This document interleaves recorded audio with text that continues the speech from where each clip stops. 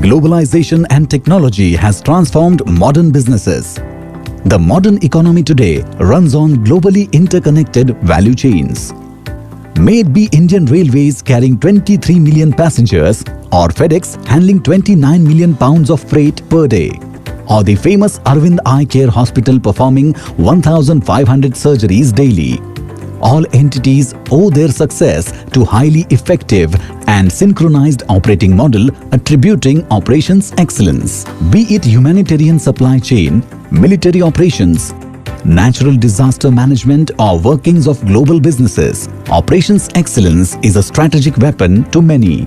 Symbiosis Institute of Operations Management, Nashik, a forerunner in anticipating the criticality that the field of operations beholds, is India's only institute fully dedicated to operations excellence. Under the gamut of Symbiosis International University, SIOM is a sui generis institution established with the mission of empowering and leading operations excellence. True to its mission, SIOM has been fueling the industry with operations professionals churned out of its flagship MBA program in operations management exclusively for engineers since its inception in 2005. Owing to its contributions to the field of operations, SIOM has grown beyond laurels of best industry-related curriculum, and it is all geared up towards Industry 5.0 with inclusion of machine learning, artificial intelligence and IIoT. Providing an excellent industry interface,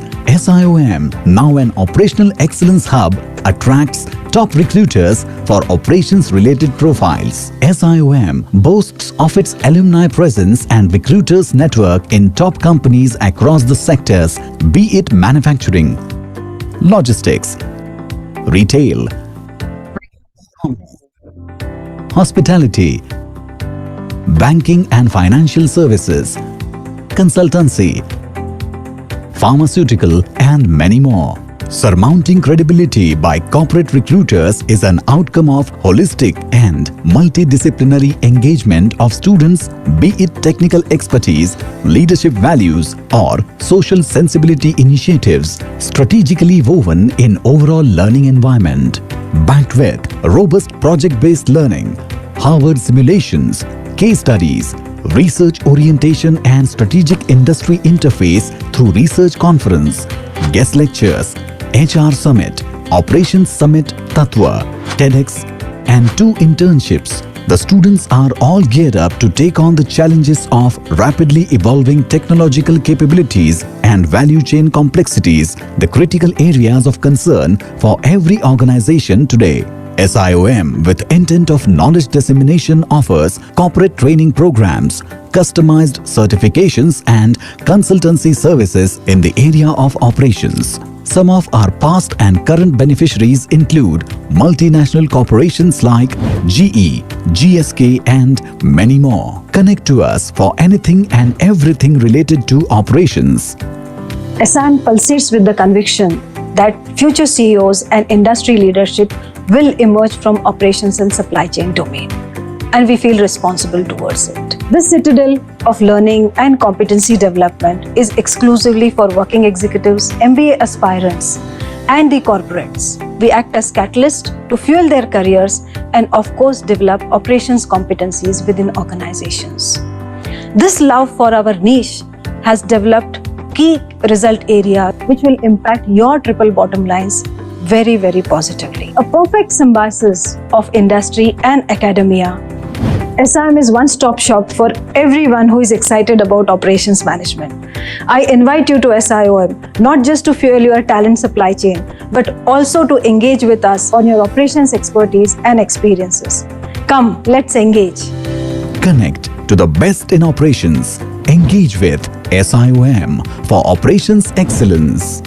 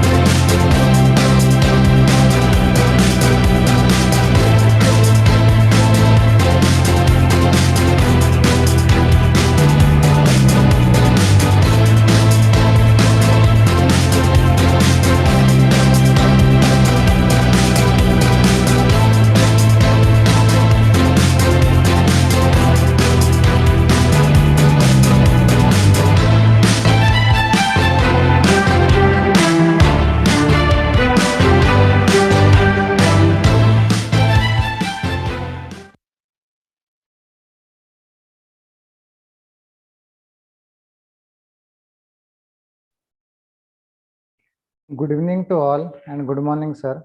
So myself, Dr. Harshad Sonar, on behalf of Symbiosis Institute of Operations Management, Nashik, takes pleasure in bringing to you the second webisode of Editor's Choice.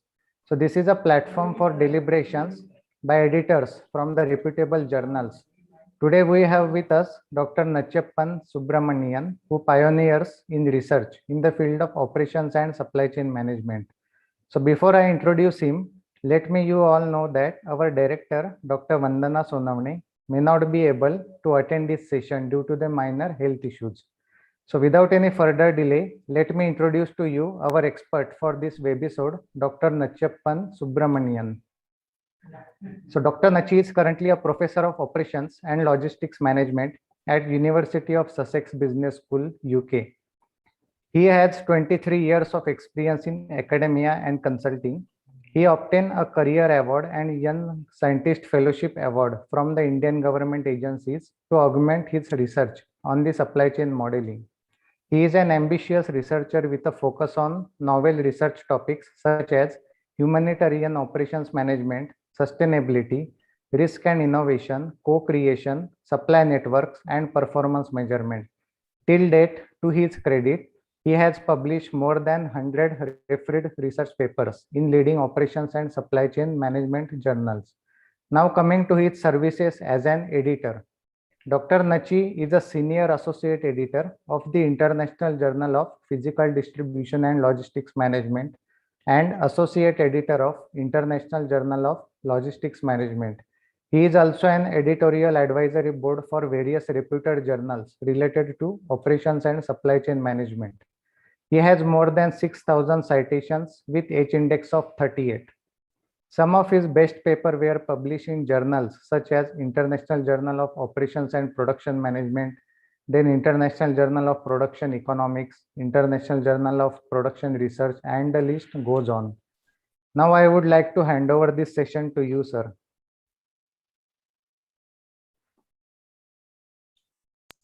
Good afternoon, all. Thank you, Dr. Arshad Sonar, for a kind introduction and letting people know my detailed background. So it's all good pleasure. Nice to meet you all during using this webisode, like webinar or how you call.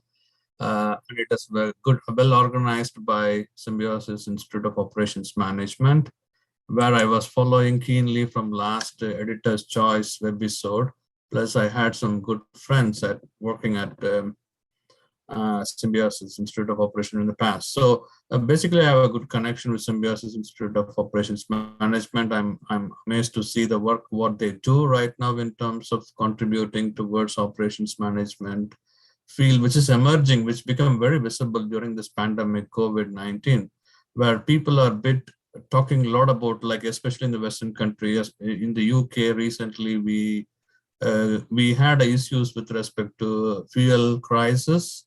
Like previously, there was something called pingdemic, where because of this COVID testing, how IT could support the testing to track and trace mobility of people, so that they can make sure that they can contain the spread of this virus to a certain extent. But yeah, we talk a lot in terms of academia, but in reality, we do have several challenges in terms of we have achieved a lot of efficiency in the supply chain, but whenever there is an uncertainty and our supply chains become fragile, and it has a lot of challenges right now. So people are more concerned about how to build resilience in supply chain. Anyway, so thank you all for joining the session. I want to at the end of the session, I'm expecting you guys to get something out of this editor choice. So I'm not following a conventional approach, a bit of like my own thought piece plus what we are doing research right now in terms of understanding some of the relevant issues in terms of industry 4.0, or we call Internet of Things, like where cyber physical system is going to dominate, and globally people are working towards 5G, how to deal with cyber physical system in the future, what is going to be the AI's, artificial intelligence role in terms of decision making, not at the operational level, at strategic level. So anyway, so without any further ado, given that I will try to stick on to my timing, I have 40 minutes to present my study. So basically, I'm not going to give you kind of an advice like as a conventional editor, I'm going to say, you do this, you don't do this. I'm just sharing my experience, what I'm doing right now in terms of research study, so that I hope you guys could benefit and try to replicate something and get benefit out of it. So yeah, the topic title is a bit controversial here, like problematization. So we are trying to find not the, we are optimistic. Yes, operations management people are very optimistic, but we also need to be a bit critical in terms of questioning the conventional wisdom a bit in a right spirit. Okay, so my aim is to question some of the theories, what has been used right now in supply chain management, operations management, and then find out some of the interesting research questions where as a researcher in the community, what we can contribute, which will be interesting and beneficial to the society, whether it could be locally or it could be globally. So this is a study we are trying to understand whether the theories, whatever we talk about, a lot of theories in management, in marketing, in different disciplines. So what is the case of supply chain management? Are we still using the existing theory, the good old theories, which appeared in 1960s, 70s?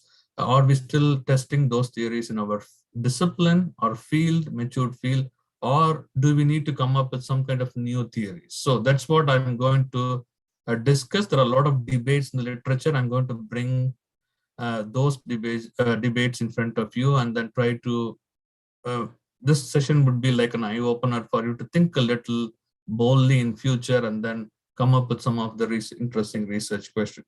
So typically we did a literature review. Again, we did a literature review to understand how people formulate research questions. Okay, so please feel free to stop me if you can't follow me at any instance, if I'm going fast. So please let me know so that I can based on your feedback, I can modify I can pitch accordingly. Hope you can see my screen, right? Okay, fine. So Internet of Things, we all know.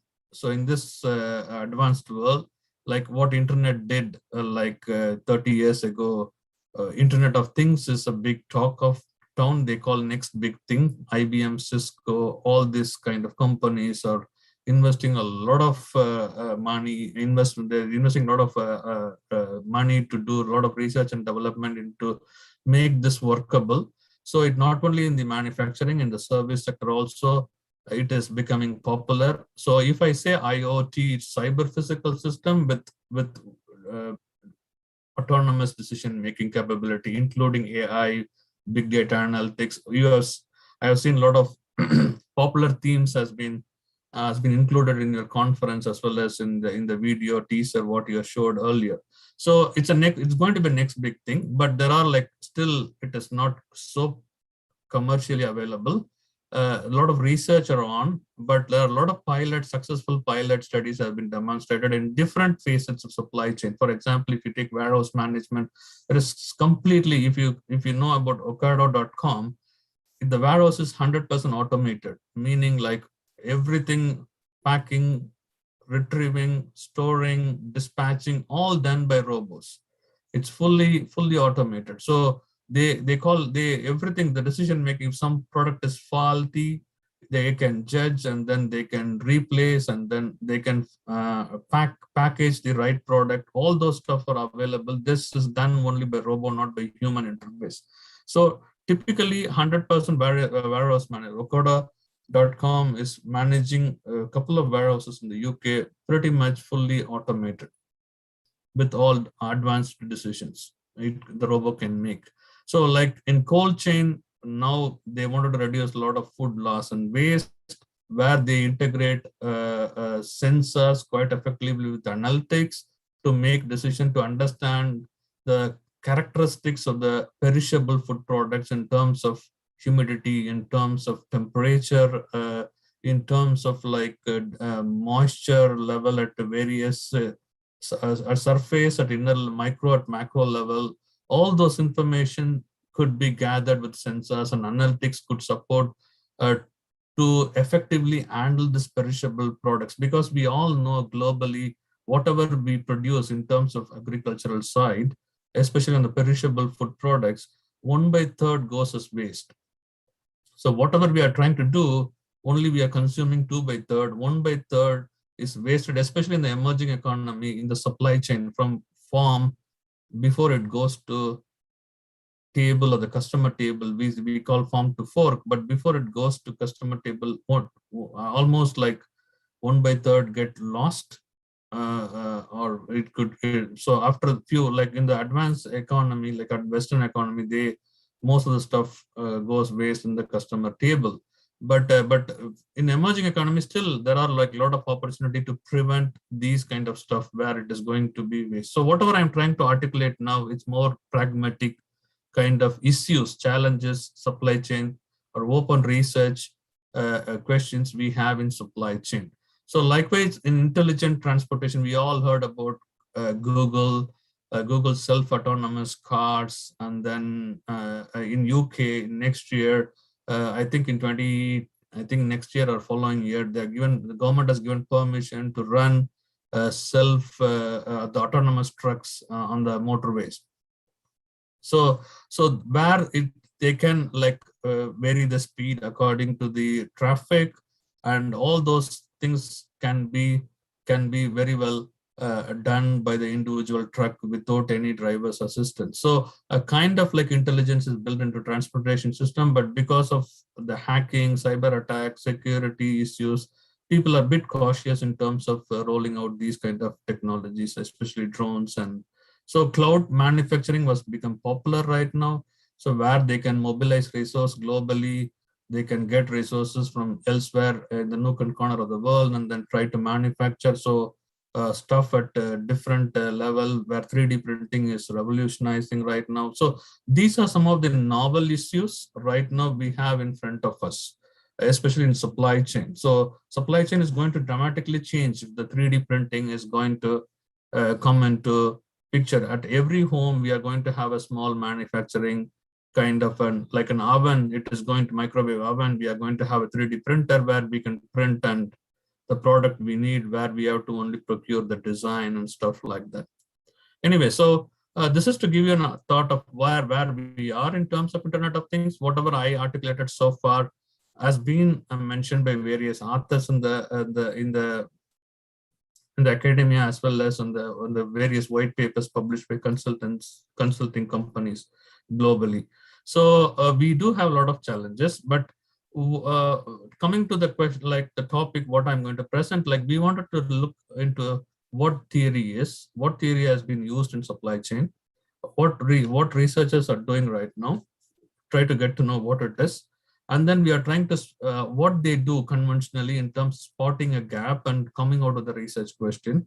What is a conventional method they follow? And then how to categorize those kind of classification. Yes, there is incremental innovation, sorry, incremental like knowledge addition. Are they substantially welcomed by the scholars in the community? That's what we wanted to know. And what impact we can bring in, and how in future researchers could create research questions, okay, from the existing literature. It's not like, I'm not saying that what they're doing is not correct, but I'm saying that still think loud, still think boldly, still think something differently if you want to stand out of the crowd. And how to, so challenging the conventional wisdom is a bit tough, especially for early career researchers and mid-career researchers. To challenge conventional wisdom is going to be a tough challenge, but you have to take those kind of challenges, then you can see some amazing outcome out of it, right? So let's move on. Let me say, like, I know you guys, like, I'm just basing my study on from some of the few seminal papers. I would strongly advise, if you have time and access, to read all these papers. So the ways of constructing research questions, gap spotting or problematization. So that's what the topic I'm going to do. I'm going to do this for a new area, IoT, and then I'm going to tell what we did. Okay, this paper by Sandberg and Alveson appeared in Organization, which is one among the FT50 journals, which is a very good study to understand how they critique the current developments, and then how to come up with some interesting research question, as per Davis mentioned long ago in AMG. So the other paper I'm referring to is, again, recently they gave a procedure. People, they didn't see long. So this appeared in 2000 and kind of 11, and they didn't see much people are buying their idea in terms of challenging the conventional wisdom. Okay, so they in 2014 again, so again 2011 and also following year, they came up with the procedure like how to generate research question to this problematization procedure. They gave like step-by-step approach, how to challenge, how to look at the typology, how to look at the what are the principles they need to follow if they want to challenge the conventional wisdom. Then in terms of operations management, we all know, okay, so what is going on? So this is a paper by Ram Nashik from Michigan State University. And he talks about, he's a well-known researcher in supply chain, especially on empirical side and quantitative research. But this paper highlights some of the inabilities or what are the future and work need to be done by the community, especially how to develop theory. There's no theory in operations management, how to extend this discipline by developing new theories through qualitative research. He's a quantitative researcher, but he feels that we need to have some qualitative research to develop frameworks and new theories, etc. So I would strongly advise you guys to read this paper from Decision Sciences. And the fourth one, okay, what theory has been applied, right? So look at this paper by David Gilligor. This appeared in Supply Chain Management International Journal, which gives you a brief overview of what happened in the past, what would be the future, what theories has been used in supply chain management, marketing, and management. Okay, so I'm going to use these 4 papers to explain what we used. Basically, these 4 papers to do this work, what I'm going to present to you today. Makes sense? All good? Right. So, okay. Right. So what is theory? We talk about theory. What is theory? So let's understand a bit. So this is, again, I'm borrowing this statement definition from Beckerac and Alvesen and Sanderberg. So what they say, it's a statement of relation among concept with a boundary set of assumptions. Okay, so we all have assumptions in certain theories. If we take our resource-based view or transaction cost economics, which has been well used in operations management, supply chain management discipline, where there is a lot of assumption in terms of assuming how the resources has to be organized, how we need to make something as non-imitable or to get this VRI and characteristics and things like that. So there are a lot of set of assumptions and also constraints in each theory. So it is what they say, the theory is nothing but it's a linguistic device to organize complex empirical kind of like empirical world. So whatever we have a real world abundant data, we can use this device to organize them and to relate them with different categories. So it's basically they say it's a language, or it's a metaphor where like it is a procedure to organize various complex information and relate them with a different category of information. So the purpose of a theoretical statement is to organize carefully. We have to be very, they say parsimoniously, we have to be very careful in terms of organizing and to communicate clearly to the audience. So theory is, if we have like whatever I am articulated from IoT at the beginning, the problem in terms of food supply chain, perishable food supply chain, or what is happening in terms of warehouse management. So those things are like, it's in real world, there are a lot of issues are going on in terms of running out these kind of innovative ideas in the practical landscape.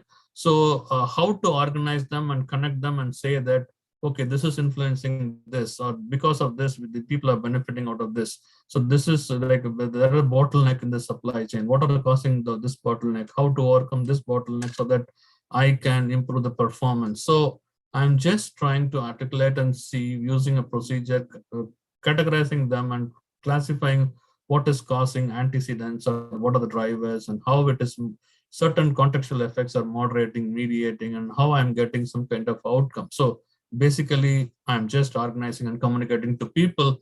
If you guys focus on these issues, you can improve your performance or productivity, etc.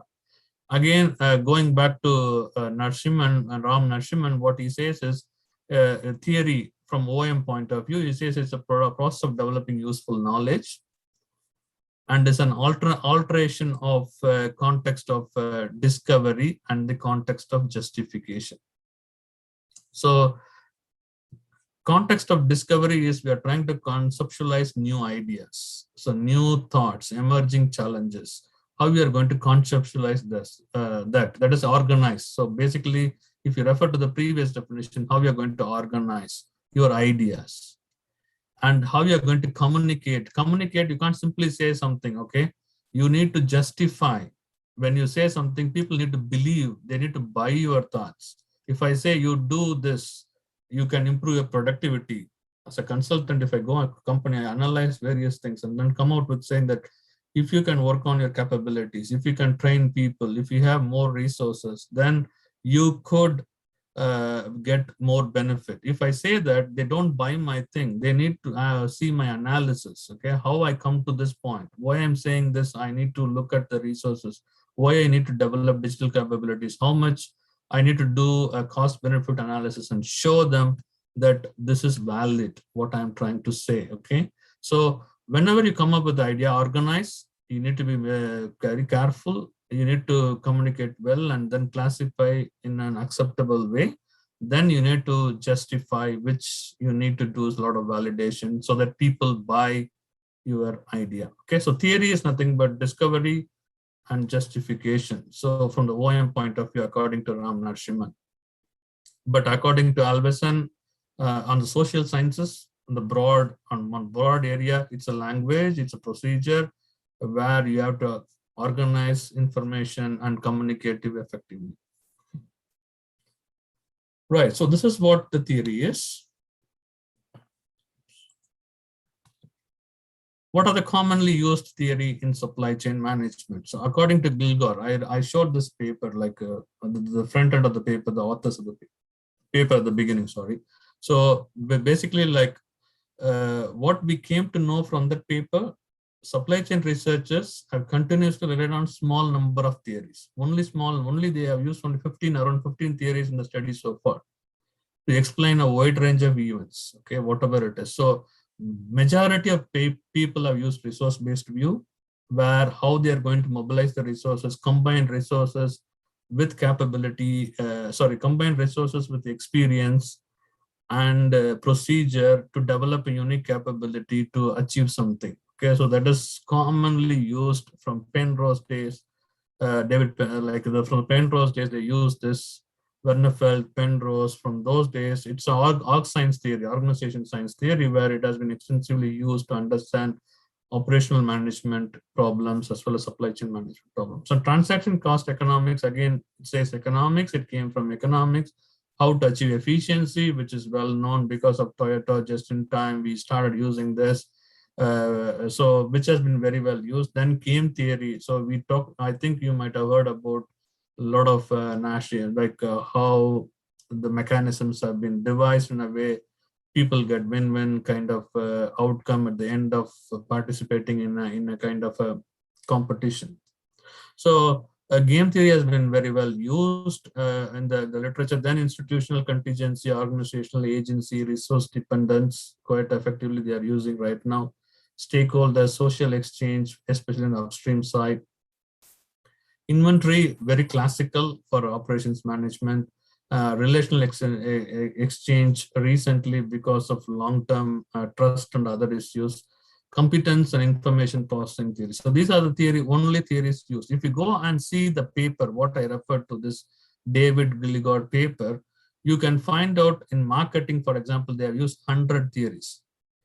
Whereas in the case of management, they have used like more than 300 theories, including motivation, from human resource point of view, from the organization point of view, from the network point of view. They have used different theories. But our field, which matured right now from Second World War, which has developed substantially, but still we are using very limited theories.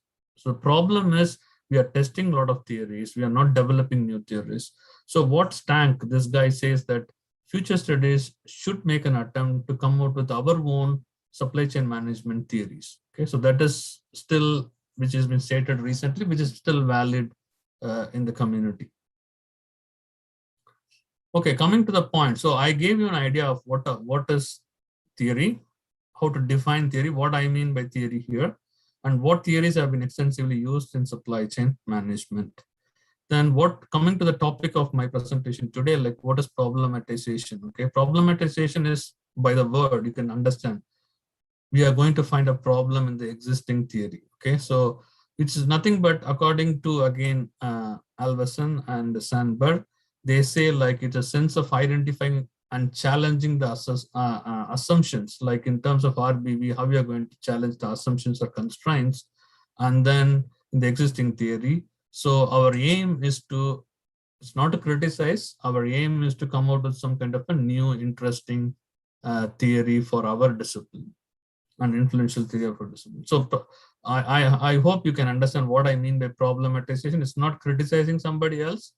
We are trying to find issues in the existing theory with respect to the context, what we are trying to apply, and try to come out with some kind of new influential theory. Okay. What we did in this study, typically, like, we followed again Sandberg and Alverson's approach in terms of finding out the gap spotting procedure. We found out what are the gaps. So we followed the procedure to find out the gap, and we classified according to their conventional classification of whether it is confusing, or it is application, or it is they have neglected, or the over research, overlooked, underlooked, etc. So for this study, what we did is, IoT is quite new topic in supply chain management.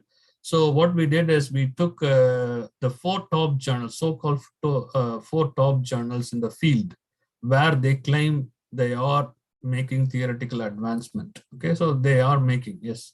So we took only the 4 top journals: International Journal of Operations Management, International Journal of Operations and Production Management, Journal of Supply Chain Management, and then Production and Operations Management. So these 4 journals has been cited as a top journal. We call, in the UK, there is a quality guide called Academic Journal Guide, Quality Guide, which rate these journals as 4 and 4 stars. So we take this journal, only 4 journal, and we use simple like search keyword IoT and find out what are the articles appeared in this journal in last 5 years.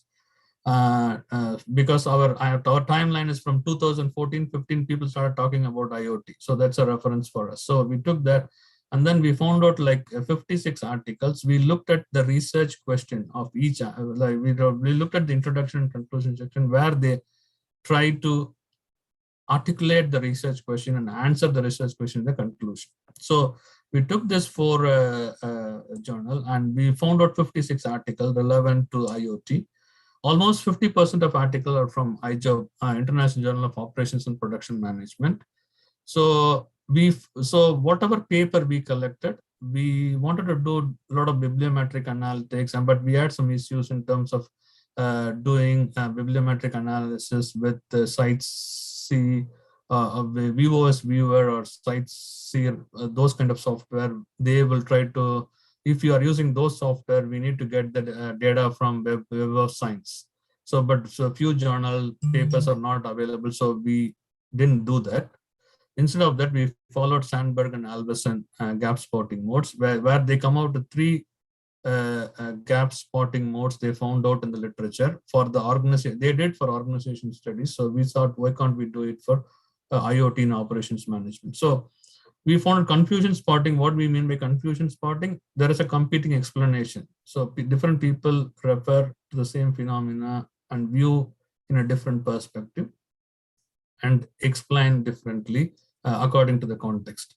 And then application spotting, we found whether they are extending or complementing existing literature, more on empirical side. And neglect is like where there is lack of empirical support, only they are trying to promote some ideas, some kind of like thought pieces or some discussion based on marginal extension, what they did. So I picked up, so to explain what it is in IoT, I'm just trying to use some of the studies to explain this 3 spotting modes. So as an example, so confusion spotting, what I mean is it is, for example, this paper, Tortorella 2019, they say Industry 4 will moderate the relationship between lean production and performance, whereas when they conclude, they found out it is the moderation role is not substantial, it is not moderating, only contextual variables are moderating. So, which is a bit of confusing. So when they articulate, but in Industry 4 is nothing but any AI techniques, big data analytics, or cyber physical system. When they connect a kind of a system, machines, and then the machines are capable of making decision, then they could reduce waste. Lean production is more about reducing waste, increasing efficiency. They think this kind of technology could reduce waste and improve the relationship between performance and production. But at the end of the day, it was not the case, which is a bit of confusing to us in terms of when you read the paper. So in terms of idea, what they thought and what they found out at the end.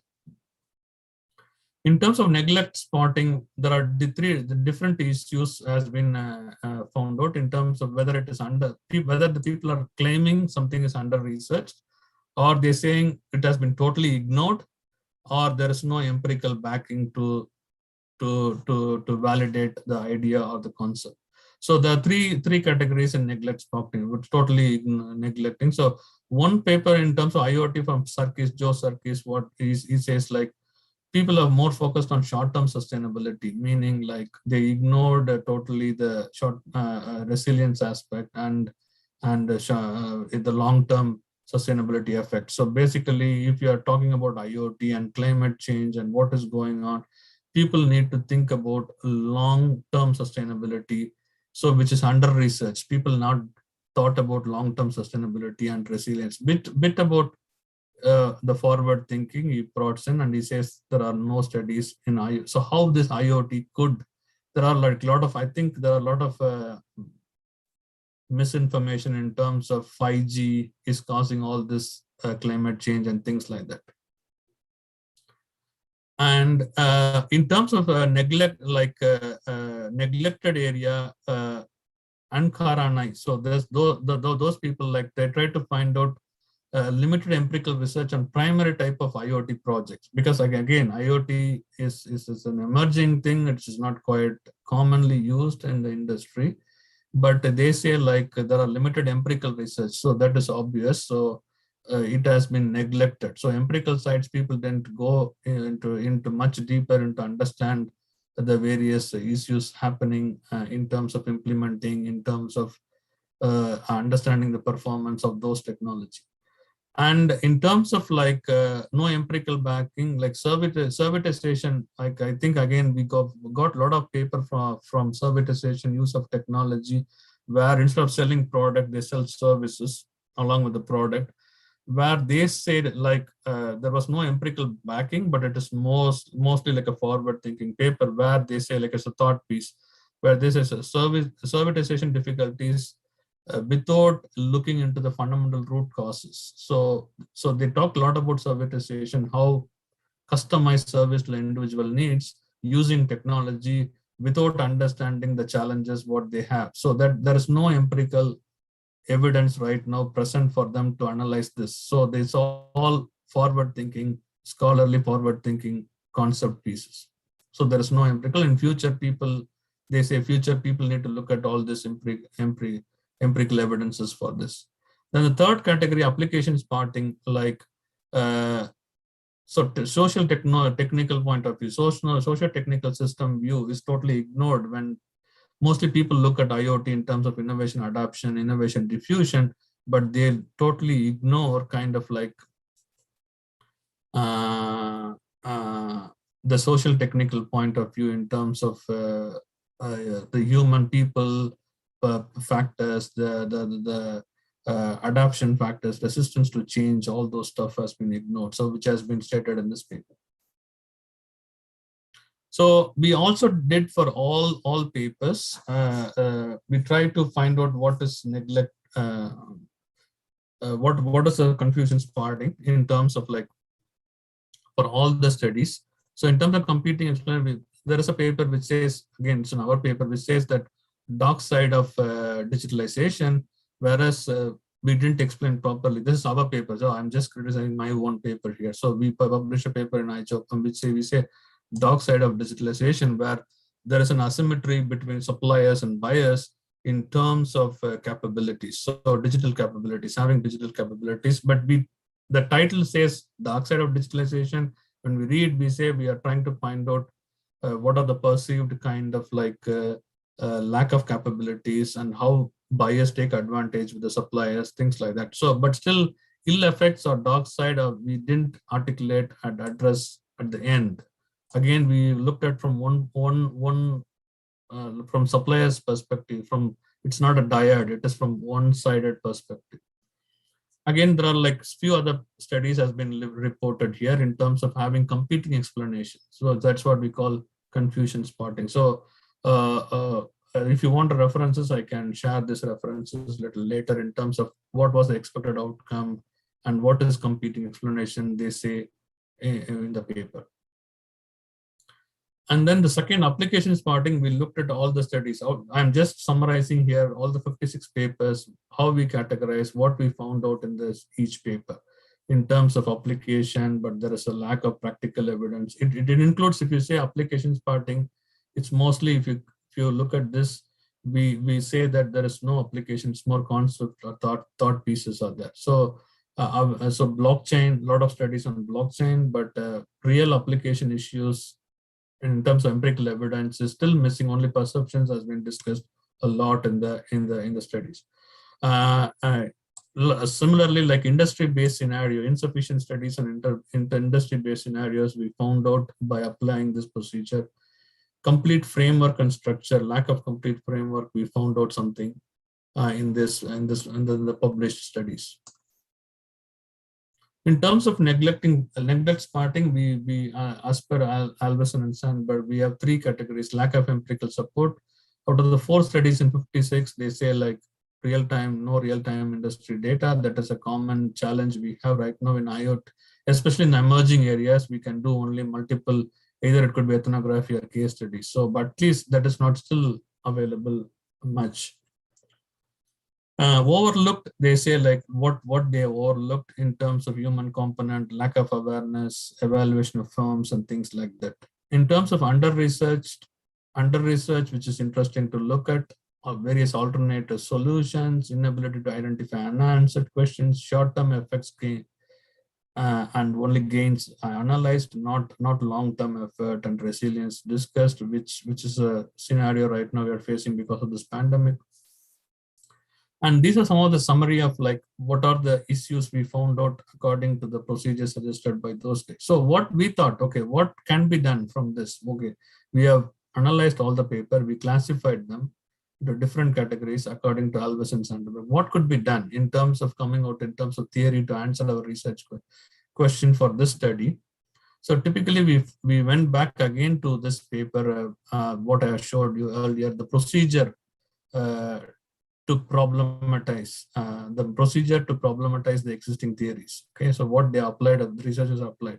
So basically, the aim of this problematization procedure is to identify and challenge assumptions in existing literature through its typology or principles. Typology, it could be in-house root metaphor, what it causes, the paradigm, it could be the ideology, it could be the field assumptions. So we can challenge anything. Also, in terms of principle, what they say, how to do this, you have to identify a domain of literature for assumption challenging.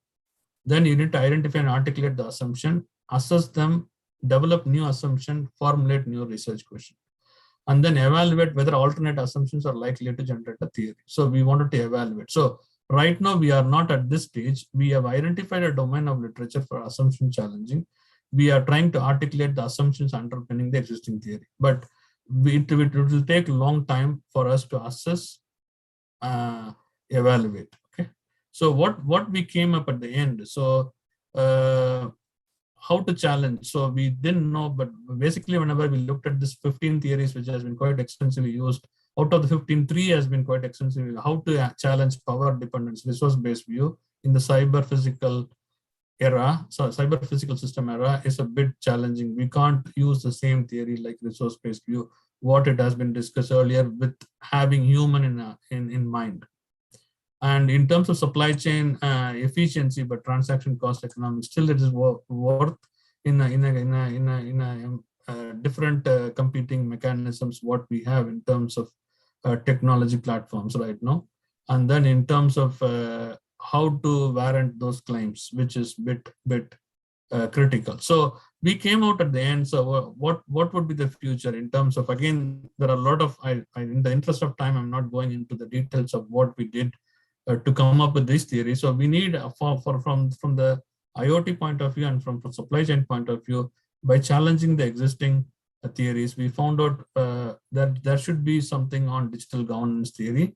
There should be something on theory of digital operations capability. We talked a lot about operations capability. What is the theory of digital operations capability, where operational level, the interaction of human is going to be very minimal in the future, where our role is to be more strategic in terms of managing these kind of cyber physical systems. So what are the causes and how to evolve that as a theory, which is an interesting research direction for us in the future, especially the resilient global operations. People talk about hybrid supply chains right now.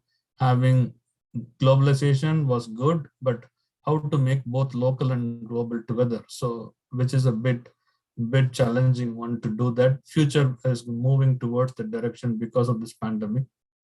And what would be the supply chain sustainability? So we talk about firm sustainability, and again, triple bottom line, I have seen the video at the beginning, they talk about, so, but what is this for supply chain sustainability, where we have a number of cases where upstream suppliers are suffering from different things, like it could be a coffee, it could be a fisherman, it could be like a apparel supply chain, the cases in Bangladesh, it could be, so whatever it is. So how to bring theory of supply chain sustainability, and what would be the theory of innovation in digital supply chain? So what new incremental radical innovations can be theorized in the end-to-end supply chain? So these are some of the thought pieces we are working on. Still, it is an ongoing work, and then and again, I'm just sharing my experience in terms of what we are trying to do in terms of where we need to go. We are trying to understand what is the challenges we have. If you want to develop a theory, we have to do a lot of qualitative study as per Ram Narasimhan, where we need to encourage people to do ethnography, epistemological case studies, multiple case studies. Again, validating the data is a serious challenge. So with this, I was talking for the last 40 minutes, if I'm right. So I stop here. I think I'm done with my time. So I stop here, and I'm happy to take your questions, please. Thanks a lot, sir. Now we move on to the question and answers round. So we have first question from the Devesh Jadhav. Devesh, are you there? Yes, sir. Hey. Good afternoon, sir. Good afternoon, sir. Firstly, thank you for giving such insights.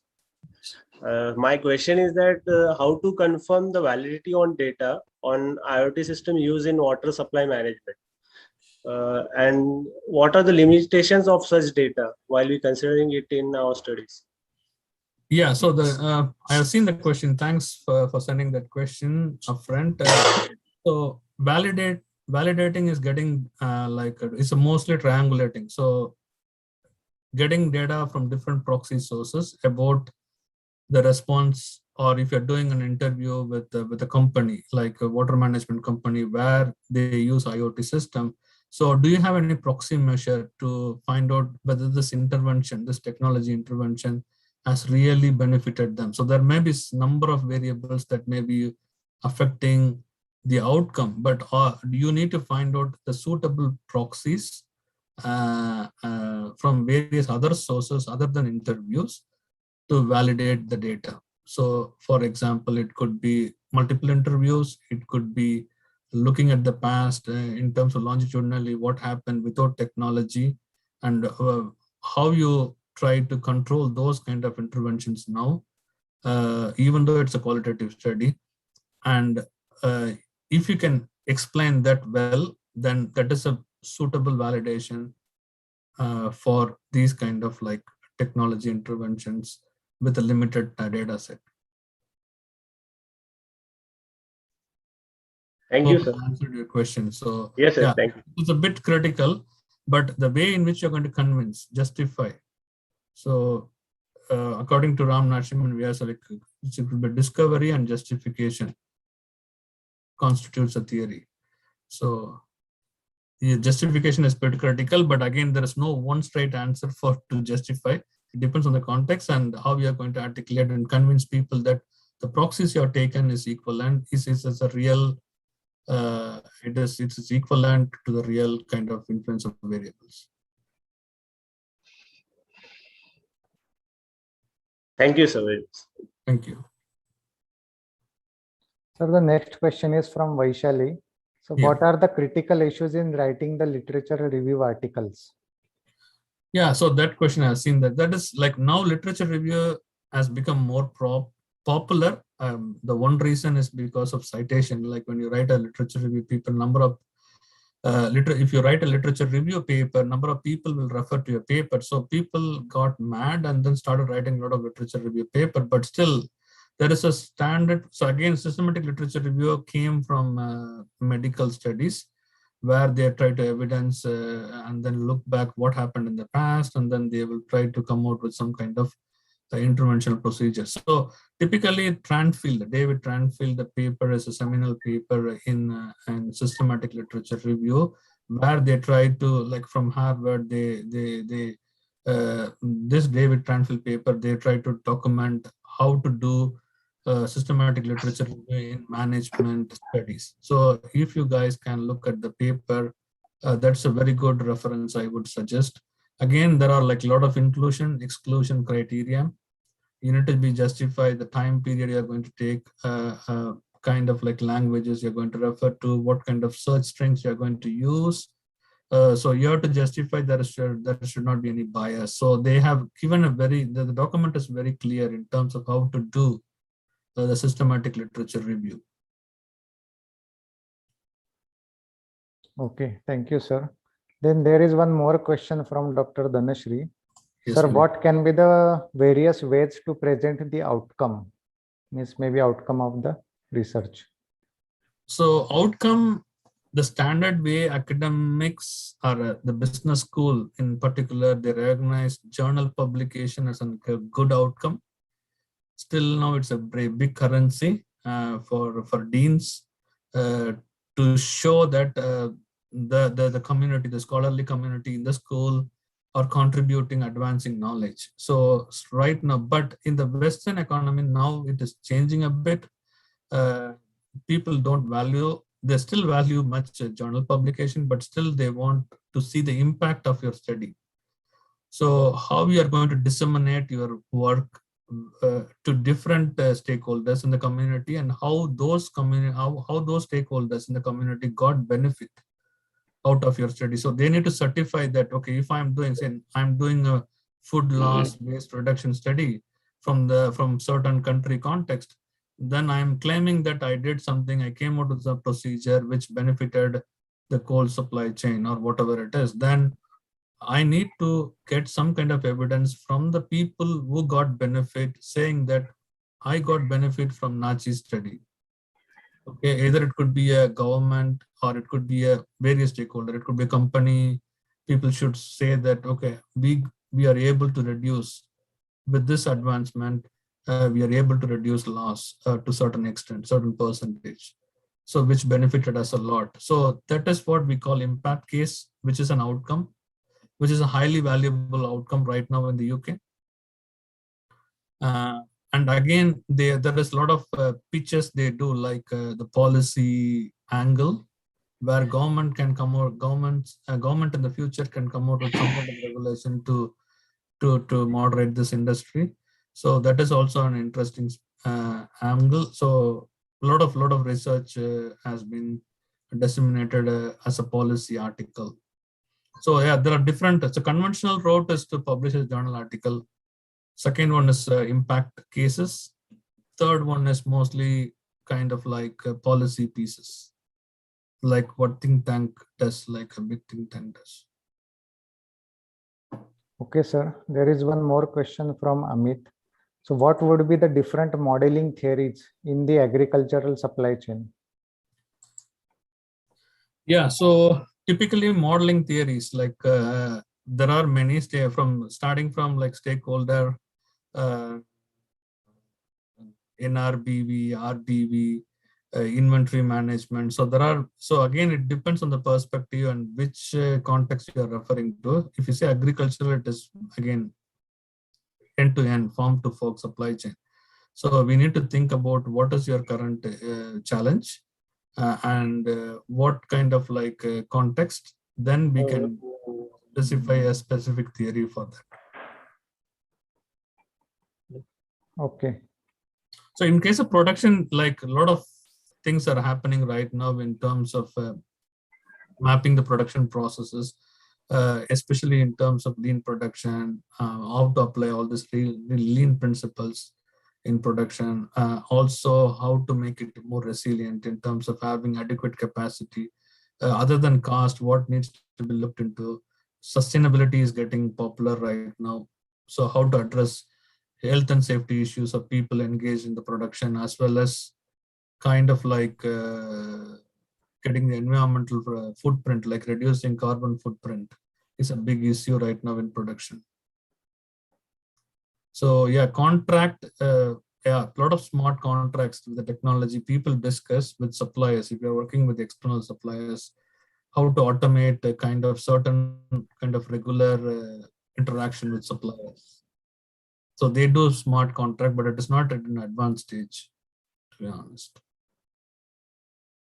Okay. Sir, could you permit me to ask one simple question? Yes, please. Yeah, so it just comes to my mind, does the domain influence the way you conduct your literature review? One, and Yes. if it does, Yes. in which ways does it influence the conduct of literature review? So again, the domain, domain you mean like if supply chain operations management. Yes, it has a substantial impact. Like if it is a well-researched discipline for marketing, or for example, organizational science, it has a long background, so long history. So what you're going to do there in terms of what you're going to review there, that is going to be different than what you're going to do in supply chain management.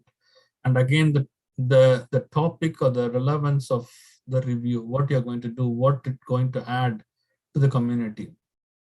So people are not now interested more in terms of describing, like I'm trying to do a literature and trying to describe something. People don't want to read that. Okay, so they want to know what are the gaps, what can be done, how to make a progress, what are the future directions, how to go ahead. So what needs to be done. So that's what more prescriptive as well as more thought-provoking in terms of coming out some kind of new groundbreaking kind of theories. So can I conclude that the emerging areas such as technology-based areas provide a lot of scope for further research, and probably the literature review will be able to identify a lot more gaps? So there are two thoughts. Like if it is a mature discipline, literature review is appropriate.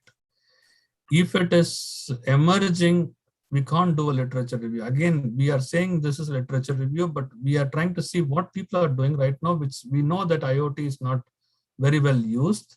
So we are trying to review and see what studies are doing right now, and we are trying to use a critical lens to see. It's not, we are not finding a problem. We are trying to critically understanding whether they consider all the challenges or they're forcing something into it. So that's a critical point of view. People don't like to do that, but they want to be more constructive. But again, yeah. So if you want to come out some kind of amazing, interesting stuff, then we have to be more critical. But emerging, we can't do literature review for emerging disciplines where there are not. So if you have a wealth of literature, wealth of studies, then doing literature review makes sense. Thank you, sir. So I think we have done with our questions. Thank you, sir, for answering the questions from the participants. Now I would like to request Dr. Ratna Palori to propose the vote of thanks. Thank you. Thank you, Professor Harshad. Before we bid adieu, I would like to take an opportunity to propose the vote of thanks. Thank you very much, Professor Nachiappan. In spite of your busy schedule, you've been here to address the research community. It means a lot. And I'm sure all of us, every individual in the audience has been able to take home a lot of content and new insights, and your unconventional, thoughts, which could be triggered, and a lot of research comes up in the days to come. This leaves us with a lot of food for thought. We thank all the members in the audience for their participation, and all the audience who asked their questions. This event wouldn't have been possible without the support of our director and her guidance, Dr. Vandana Sonwane. Unfortunately, she was not able to make it due to some health issues. This episode is also due to the efforts of our research committee. We thank the research committee for their support, and also the support that has been extended by the faculty and staff at SIOM. Thank you very much. Shortly, we'll be floating an feedback form. We request all the participants to take time and fill this short feedback form. This will help us to bring you more interesting webisodes of Editor's Choice. So with this, we come to the end of the second webisode of Editor's Choice, and also the last webisode for this season's Editor's Choice. Thank you very much. Signing off, Ratna Paluri here. Happy researching.